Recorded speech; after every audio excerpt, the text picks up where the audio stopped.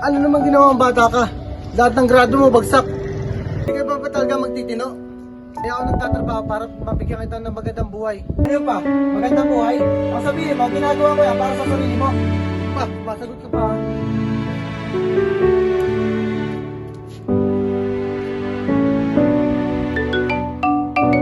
Hello, pre. Pre, napatawag ka. Ano ba atin? Nasaan ka? Ito na ako sa amin sa probinsya. Umuwi muna ako kasi sem break naman, di ba? Bad trip kasi dito sa bahay eh. Nag-away kami ni Papa. Pwede ba ako munang mag-stay dyan sa inyo? Oo naman, pre. Kaso nga lang, pagtitiisan mo yung buhay namin dito sa probinsya. Sige pre, punta na lang ako dyan. Sige pre, ingat ka, ingat ka.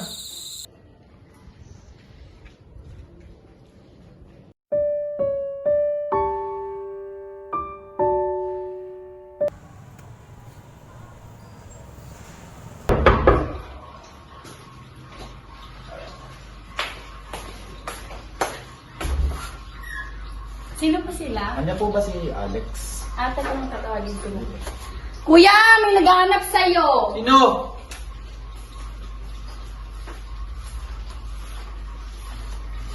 Uy pre, ikaw pala yan. Ay pre. Pasok ka. Sige pre. Ano, kumusta biyahe mo? Okay naman pre. Hindi ka naligaw? Hindi pre, hindi naman ako niligaw ng ways. Sabihin lang pre ha, papatayin ko lang to. Ganda pala dito sa inyo. Oo, Mga pre. chicks ba dito pre? Oo, marami dito.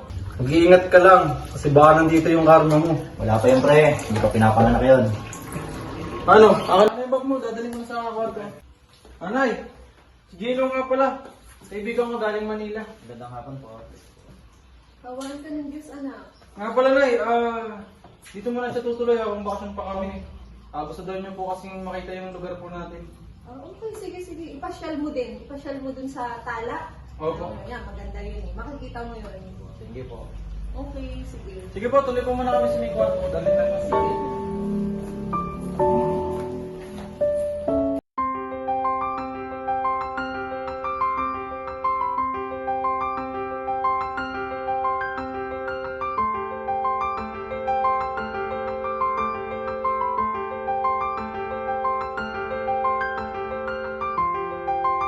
Grabe no, laki na ng pinagbago ng lugar natin.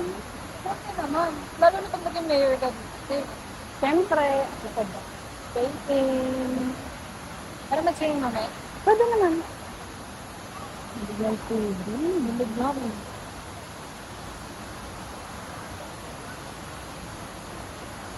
Ganda naman. Hindi ka nagtaunawin dito.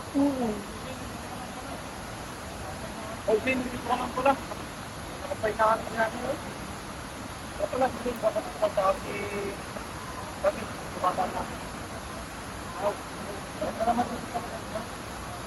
Hindi naman ka na. Grabe ang hangin ng dito ngayon. Hindi na parang sakto lang. Ay, ano, pinagkita mo? Kahapon pa ako hindi. Kahit ang kaibigan ko ngayon lang. Parang ang kabuti. Oo nga. Bigla na lang natin. Mukha kang kabuti. Oh, siya kain na. Oh, Alex, kain. Oh, Shane, kumuha ka ng kanin, ha? Oh, Gino. Kain na, Gino. Nasaan po pala yung mga Alam mo kasi, Gino, dito sa amin sa probinsya, mas masarap kumain kapag nakakamay ka. Tsaka isa pa, banding na rin ang pamilya namin. Kaya sige, kain ka na. O, teka, nagugas ka rin na kamay mo? Oo nga pala. Sige, hugas ka muna, Gino. Mga anak, kaya ako at nandito na ulit kayo. Isa lang naman yung hiling namin ng nanang mo eh. Yung makapagtapos kayo ng pag-aaral. Magdong. Ikaw nasa kapagkainan tayo, nagdadrama ka na naman. Ayaw mo magsikainan muna yung lahat at tama na yung drama-drama na yan. Pero man, nabis ko lang yung dalawang yan. Ngayon na nga lang ulit nakauwi. O, Gino, kumain ka na. Pre, nakakaingit naman ang pamilya mo, no? Masaya. Sana ganyan din kasaya ang pamilya ko. Bakit mo naman sabi yan, pre? Eh kasi kami ni Papa, dadalawa na nga lang, minsan pa magkita. Alam mo kasi, pre, dapat kinakausap mo na yung papa mo. Kasi, matagal na siya nagchat at tumatawag sa akin eh. Hindi ka daw nagre-reply. Kaya mo siya, pre. At nga pala pre, sinabi ko yung address dito. Baka sunduin ka niya dito sa... Baka hindi ko rin alam kung kailan eh. Alam mo, pre, napakainit ngayon. Punta na lang kaya akong Tala. Baka makita ko pa doon si Camille. Sige pre, baka hindi na ako makasama sa'yo. May gagawin pa kasi ako dito eh. Sige, pre. Sige, ingat ka. Swerte ka nga naman, no? Dito ko lang pa makikita ang magandang dilag. Ay, excuse me lang ha. Ang lawak ng lugar. Dito ka pa talaga sa tabi ko. Nakaka-heart. Ang uy mo. Ang uy. Hindi ang tatalag sa akin.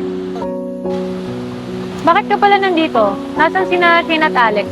At sa bahay may mga ginagawa kasi sila. Yung kapal. Ba't di ka tumulong doon? Nakikitira ka na nga lang. Wow, ang dami naman kasi sinabi sa akin. Pag tinatanong ko kasi sila, wala silang sinasagot sa akin, hindi naman nila ako pinapansin.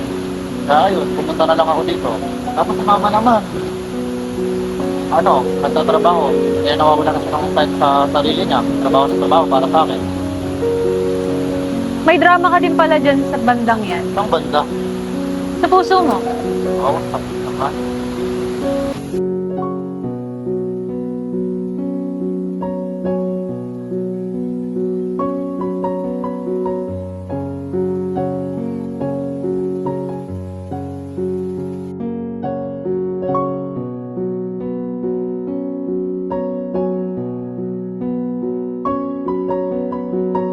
Sa'yo, masaya dito eh. So paano? Uwi na ko ah. Sige, una na din ako. Salamat ha. Gino!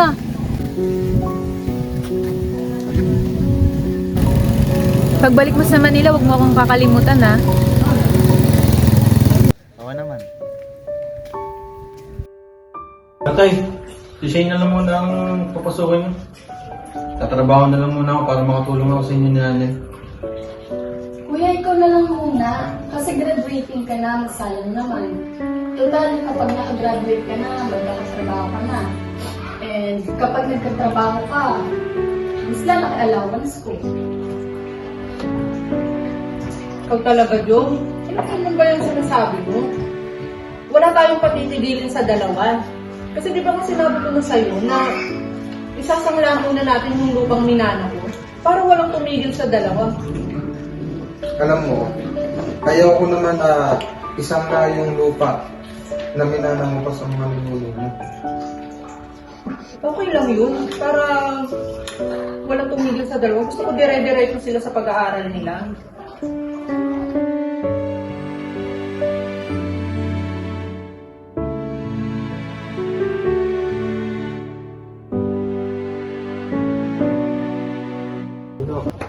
Tama naman yung tatay mo.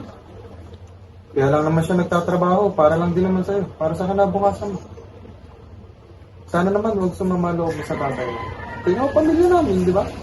Lahat ng mga pangangailangan na binibigay. Sila pa sa'yo. Ikaw na rin naman siguro nakakapansin. Masaya kami, lalo na pag nakakain. Sama-sama kami. Mahirap ang walang pamilya. Mahirap ang walang magulang. Kaya kung ako sa'yo, sumama sa papa mo. Makakabuti rin yun sa'yo. Okay? Anak, salamat nga pala. Sumama ka sa akin.